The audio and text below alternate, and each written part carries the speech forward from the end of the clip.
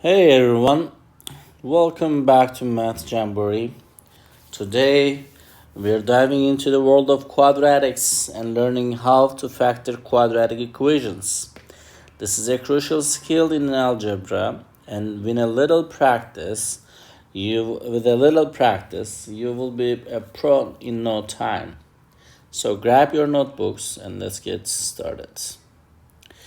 I'll show you the shortcuts. Again, I don't have to rewrite it because we have some space in here. So the factors of n squared is n, n times n is n squared.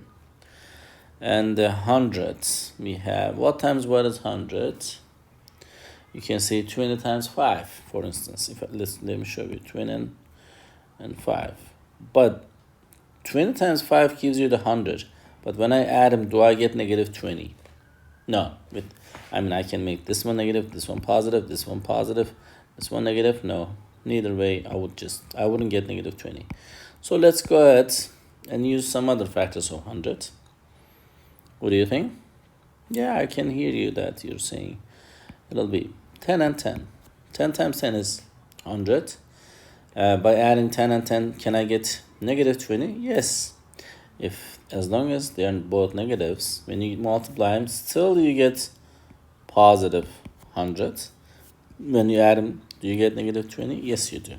So now we are all ready. We all set it up. Then we can just go ahead and write our binomials side by side.